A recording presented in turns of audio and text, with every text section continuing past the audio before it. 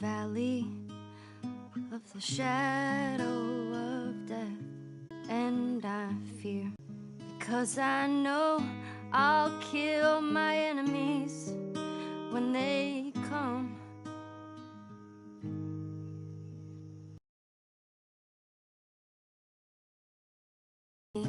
All the days of my life, and I will dwell on this earth forevermore. Said I walk beside the still waters, and they restore my soul. But I can't walk on the path of the right, because I'm wrong. No, I can't walk on the path of the right, 'cause I'm wrong.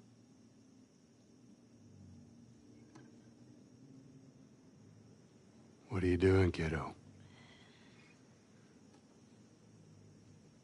You really gonna go through with this?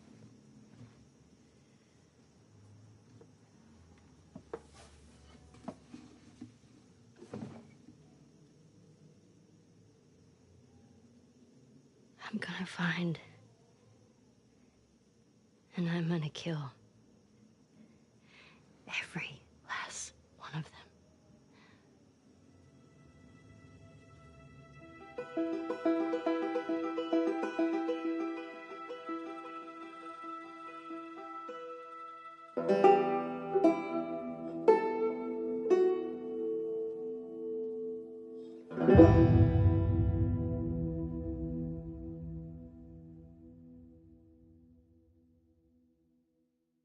PlayStation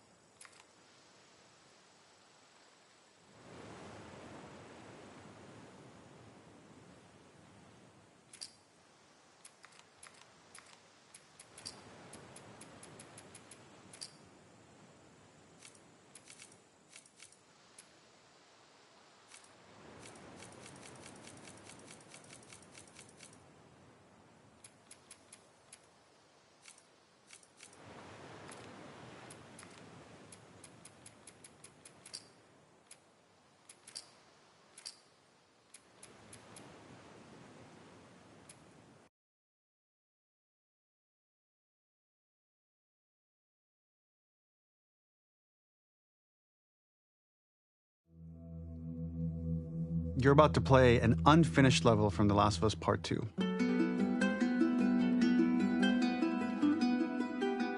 The reason we added this section is there are a few sequences, and we picked the 3 of the best ones, that we cut from the game. You know, often we build a game that's much bigger than what ends up being the final product. They were months away from being finished, but we wanted to give you an insight of what it's like when we built a game, because often we have this whole thing constructed and it doesn't have final art or audio or dialogue. And here you get to see the building blocks of what it's like when we first string a bunch of these levels together. This is the intro to the first deleted level, and this one is the roughest of the 3. We wanted to show more of how Jackson operates. So this is the festival where Ellie ultimately kisses Dina. This sequence would have come very late in the game as a flashback sequence while you're in the farm with Dina. And we wanted to show what is the rest of Jackson doing, and wanted to put on the stick, make it interactive. So you could see when you're outside, there are all these almost like carnival games that you can play. You could mix drinks, you could play with these kids that are playing a sort of clicker Marco Polo, sit down and listen to conversations. And all the different interactions were first or second pass, very, very early passes.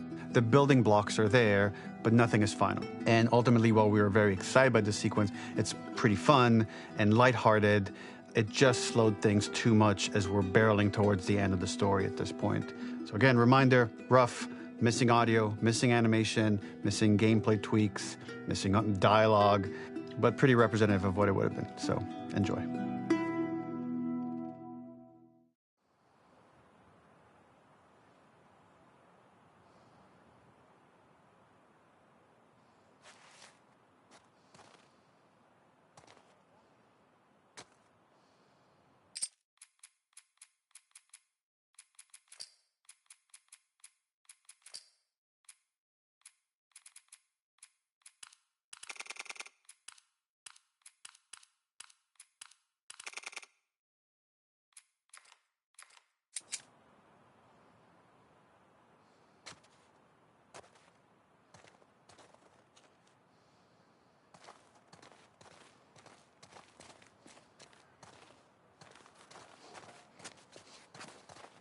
Originally, this level was going to transition us to farm. We would go all the way through to the dance, where Ellie and Dina share their first kiss. Then we would play through farm, and when Ellie plays the guitar at night, she would remember the Seth incident. So, the opening for this was a little tricky. We needed it to match at least a little what you might expect emotionally coming from prior beats, because we were already purposefully disorienting you in time and space. Remember, you just came from this huge fight. To jump straight into it would have been a little too jarring. After some back and forth, we rooted it in Ellie's nerves, calling back to her hands shaking in the theater. But this time, for a much more innocuous reason we'll find out later. She's nervous because she has a crush on Dina, who is the only reason why she's here at the dance. Something we really wanted to do was highlight the way their lives had turned upside down since she went down this path. We had this idea of recontextualizing all of our usual gameplay mechanics that were designed for really violent ends. The workbench, door bashes, throwable weapons, and even the infected, which is my personal favorite. Peppered throughout the level are moments of levity, all the while seeing how happy and mundane they all were.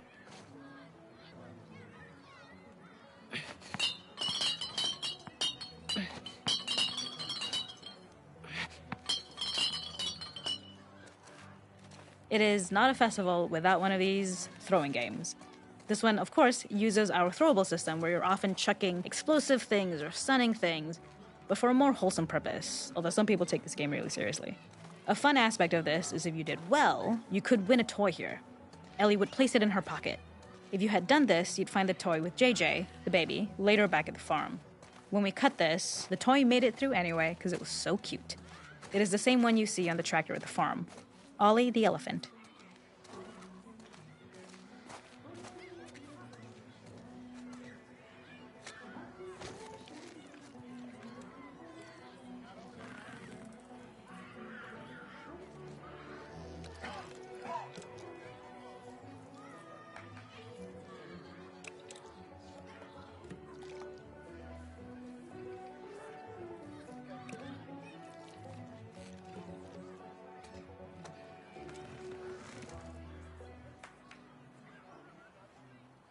makeup artist is pretty simple.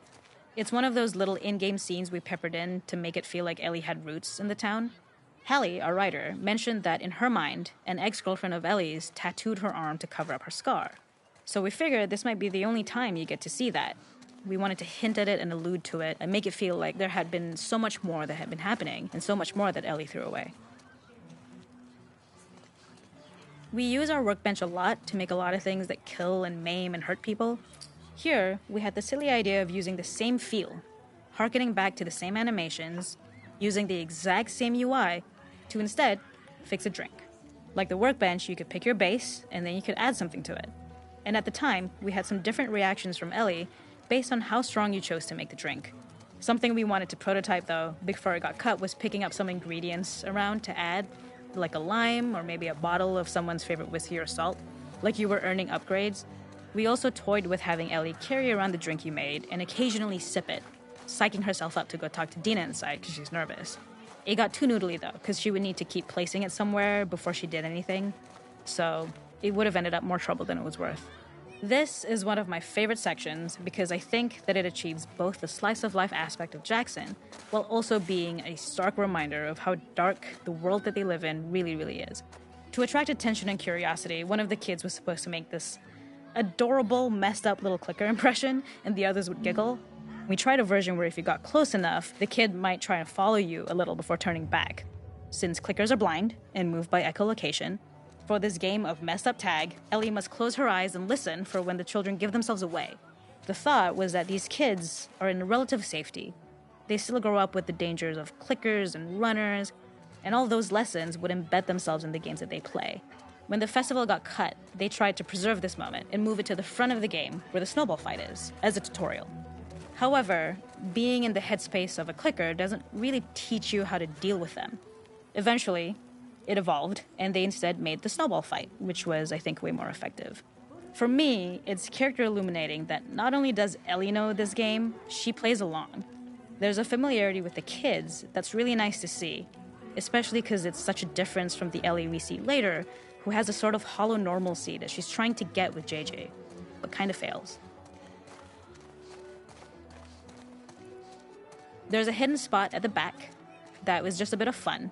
It was highlighting Jackson's normalcy with something we would find in a real world. In the back, you would find teenagers finding some alone time with each other in a dark corner of a party.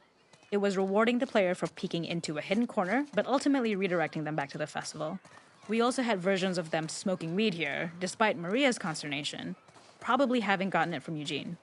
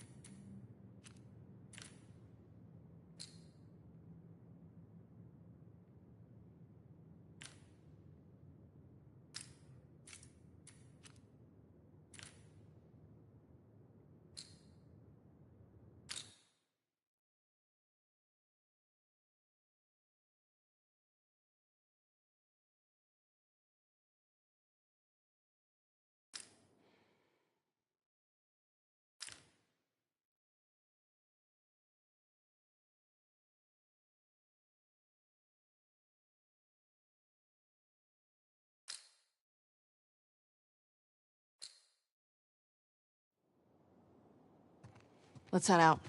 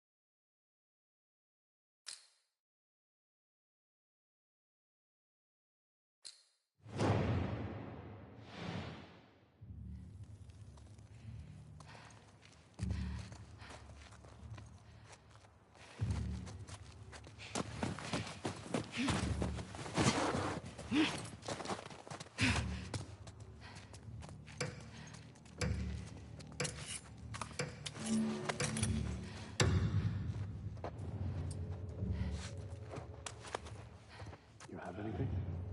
No one here. Damn.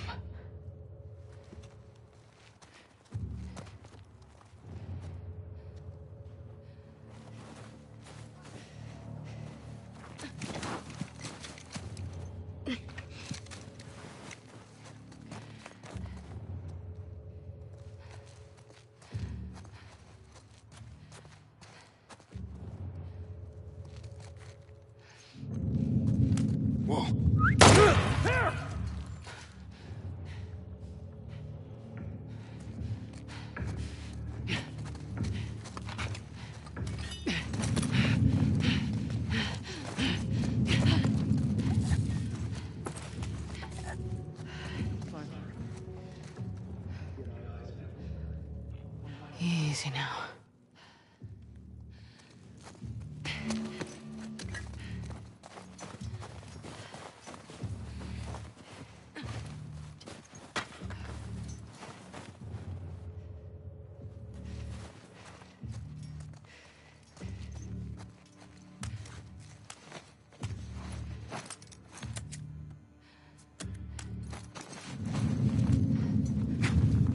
Right in there!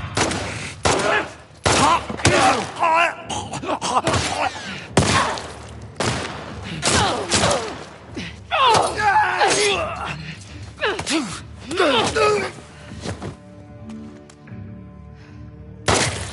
right.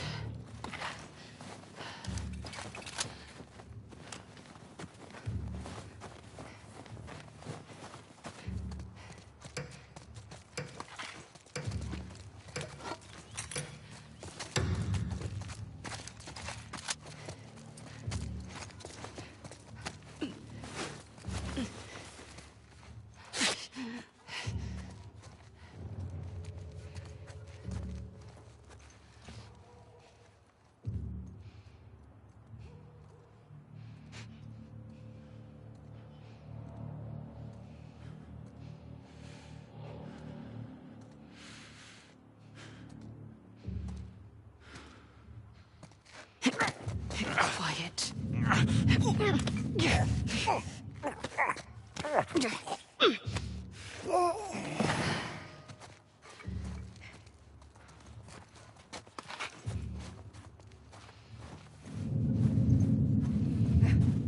Here I come, wolf, huh? Have eyes on her! Where? Shit.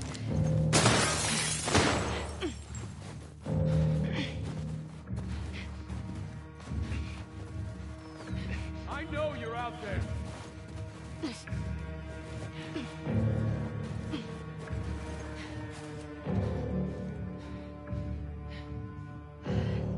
let you go. Whoa.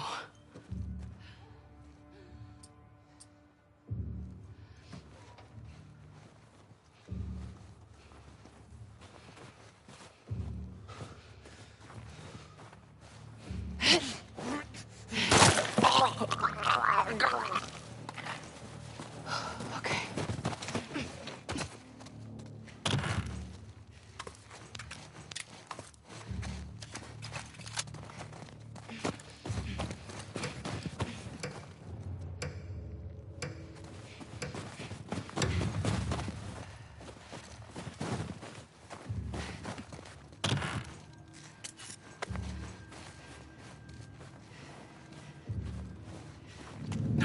Here!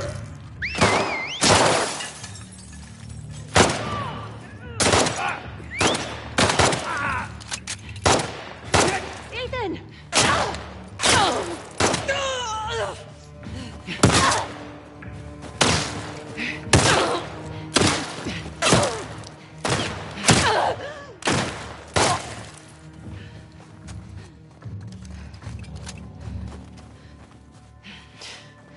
Done.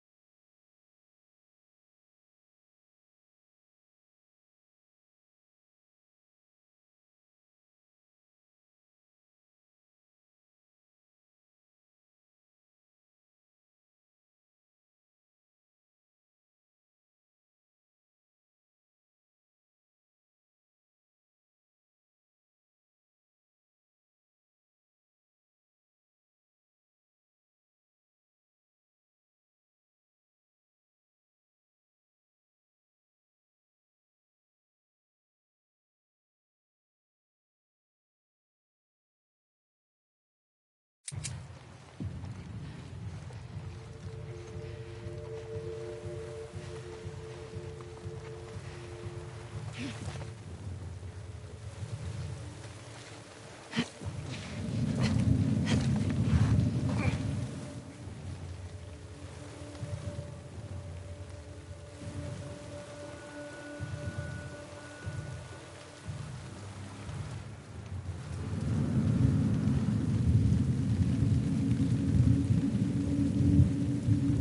could be them. I'll go.